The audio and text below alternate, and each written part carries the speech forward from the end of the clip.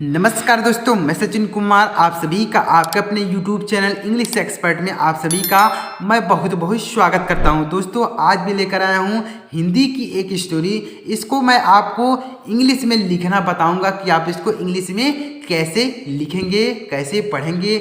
आज के वीडियो में आपको सिखाने वाला हूं। एक चीज़ का यहाँ पर ध्यान रखिएगा कि मैं आपको ट्रांसलेशन करना नहीं सिखा रहा हूँ, मतलब हम इसका मीनिंग नहीं लिखेंगे, हम इसको हिंदी में ही लिखेंगे। जैसे आपका नाम होता है ना, हिंदी में लिखा रहता है तो आप उसको इंग्लिश में लिखते हैं, तो उसी तरीके से हम इसको इंग्लिश में लिखेंगे। तो अगर आप इसे देखेंगे तो आपको 100% सारी चीज़ें क्लियर होंगी। जैसे मात्राएं होती हैं, अक्षर होते हैं, तो उन्हीं चीज़ों से मिलकर बना होता है यह कहानी। तो जो अगर आप कहानी की प्रैक्टिस करते हैं तो आपको सारी चीज़ें क्लियर हो जाएंगी। जैसे मात्राएं हैं, अक्षर हैं, सभी चीज़ें आपकी क्लियर हो जाएंगी। स्टोरी में सारी मात्राएं आती हैं, सारे अक्षर आ जाते हैं। तो अगर इसी तरीके से प्रैक्टिस करेंगे तो आप 100% इंग्लिश को पढ़ पाएंगे और इंग्लिश को लिख पाएंगे। तो देखिए, चलिए हम इसको किस तरीके से इंग्लिश में लिखेंगे, चलिए देखते हैं देरी न करते हुए। तो अगर आप स्टोरी को इंग्लिश में लिखना चाहते हैं तो आपको दो चीज़ों का ज्ञान होना बहुत ही ज़रूरी है। पहला, आपको मात्राओं को इंग्लिश में लिखना आना चाहिए। दूसरा, आपको हिंदी का जो अक्षर होता है उसको इंग्लिश में आना चाहिए कि इंग्लिश में किस तरीके से लिखा जाता है। तो अगर आप यह चीज़ नहीं जानते हैं, इसके बारे में आपको जानकारी नहीं है, तो इसके लिए मैंने वीडियो बनाया है कि मात्राओं को कैसे लिखा जाता है और अक्षरों को कैसे इंग्लिश में लिखा जाता है, क्या लिखा जाता है, मैंने वीडियो बनाया है। आप जाके देख सकते हैं, हमारे चैनल पर अवेलेबल है। तो अब चलिए देखते हैं कि हम कैसे इसको लिखेंगे। तो देखिए, सबसे पहले लिखा गया एक, तो हम इसको कैसे लिखेंगे? तो इस ए को हम लिखते हैं ई। क्या लिखते हैं दोस्तों? ई लिखते हैं। उसके बाद का को इंग्लिश में क्या लिखते हैं? के लिखते हैं। क्या लिखते हैं दोस्तों? के लिखते हैं। यानी इस तरीके से लिखेंगे एक। ई के को हम लिखेंगे एक। यहाँ पर जो ए है इससे हम ई लिखेंगे। अब देखिए, बंदर, तो बी से हो जाएगा बा। बी से क्या लिखेंगे? बी से होगा बा, ए लगाएंगे। ए क्यों लगाएंगे भाई? तो एक चीज़ और समझ लीजिएगा कि क से लेकर ज्ञ तक जो अक्षर होते हैं, जैसे क, ख, ग, घ, च, छ, ज, झ, ञ, यानी जितने भी अक्षर होते हैं, अगर वह अकेले लिखे गए हैं, जैसे यहाँ पर ब है अकेले है, न है अकेले है, तो अगर ये अकेले हैं तो इसके साथ आप ए लगा कर लिखेंगे। क्यों ए लगाएंगे? क्योंकि इसमें आ की ध्वनि इंक्लूड रहती है। अगर आप इसे पढ़ेंगे तो इसमें आ की ध्वनि इंक्लूड रहती है, इसलिए ए लगाएंगे। तो यहाँ पर ए लगा दिए। उसके बाद इस ना को लिखेंगे यन और दा को लिखेंगे डी। उसके बाद फिर ए लगाएंगे और रे का हो जाएगा, अर्थ हो जाएगा बंदर। इसको पढ़ेंगे बंदर। यानी दा में कोई मात्रा, अगर मात्रा रहेगी तो आप उस मात्रा को लिखेंगे, ना कि ए लगाएंगे।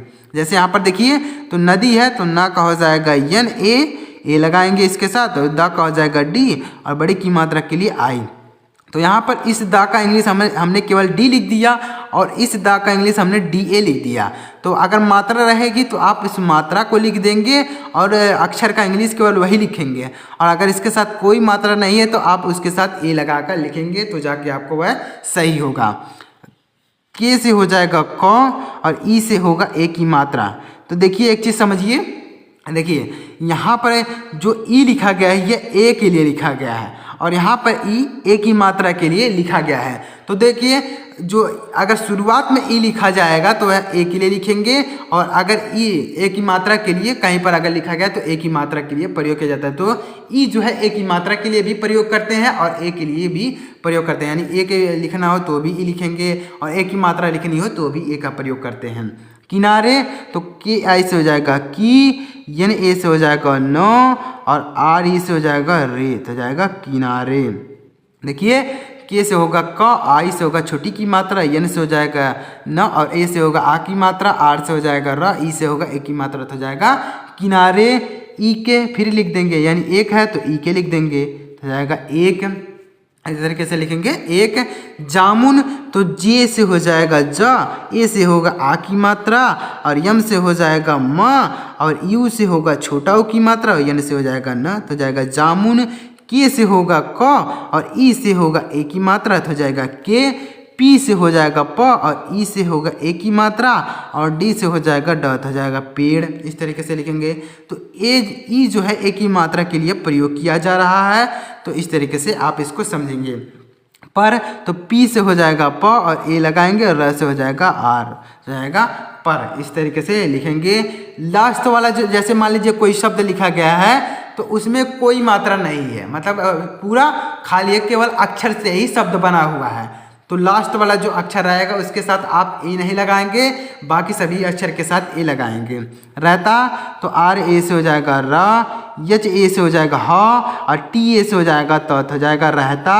था तो टी एस से हो जाएगा थ और ए से होगा आ की मात्रा, तो हो जाएगा था, यानी रहता था। एक बार तो ई से होगा ए और के से हो जाएगा क, तो हो जाएगा एक। बी ए से हो जाएगा ब, आर से हो जाएगा र, तो हो जाएगा बार। उसने तो यू से हो जाएगा यू, सॉरी छोटा ऊ से हो जाएगा यू, एस ए से हो जाएगा श और एन ई से हो जाएगा ने, तो हो जाएगा उसने।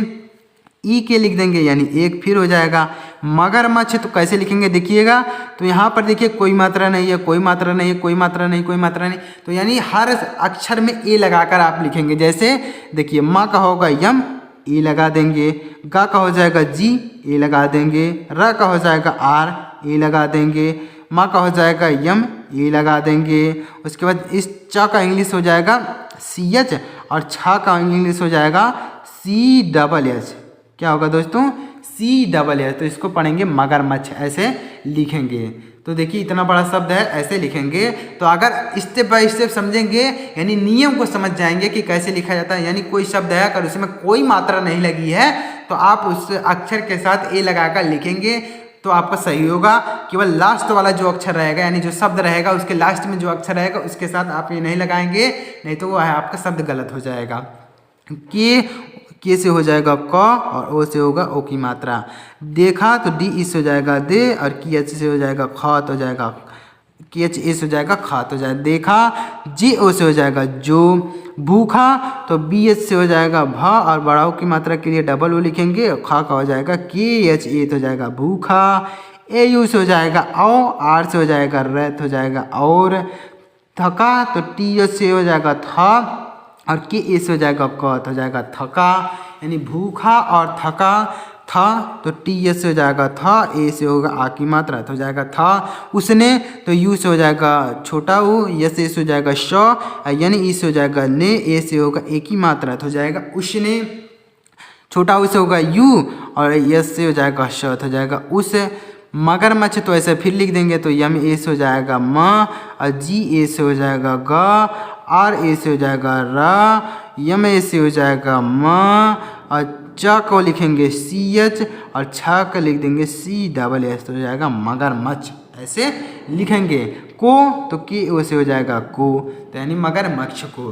तो अगर आप स्टोरी कोई भी चीज़ लिखा हुआ है इंग्लिश में, यानी हिंदी का स्टोरी अगर आप उसे इंग्लिश में लिखना चाहते हैं तो आपको मात्राएं और अक्षर का आना बहुत ही ज़रूरी है। तो ही आप कोई चीज़ इंग्लिश में लिखा रहेगा तो आप उसको, यानी हिंदी में लिखा रहेगा तो आप उसे इंग्लिश में लिख पाएंगे और इंग्लिश में लिखा रहेगा तो आप उसको पढ़ पाएंगे हिंदी में। इसी तरीके से तो आप इसी तरीके से जब आप डेली प्रैक्टिस करेंगे ना तो आपको धीरे धीरे समझ में आएगी कि कैसे आप कोई अक्षर है तो उसको कैसे लिखेंगे, कोई मात्रा है तो उसको कैसे इंग्लिश में लिखेंगे, कैसे पढ़ेंगे, आपको अच्छी तरीके से समझ में आएगा। कुछ तो के से हो जाएगा क, यू से होगा छोटा की मात्रा, अच्छा का हो जाएगा सी डबल एस, तो हो जाएगा कुछ।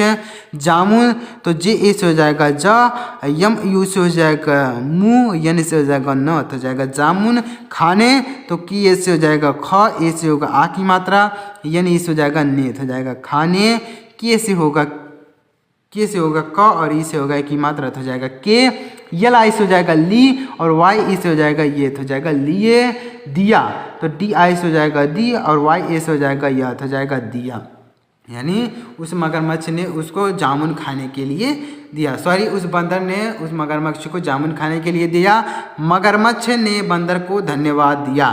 तो मगरमच्छ तो ऐसे फिर लिख देंगे, तो यम ए से हो जाएगा म और जी ए से हो जाएगा ग, आर ए से हो जाएगा र, यम ए से हो जाएगा म और सी एस हो जाएगा च और सी डबल एस हो जाएगा छ, हो जाएगा मगरमच्छ।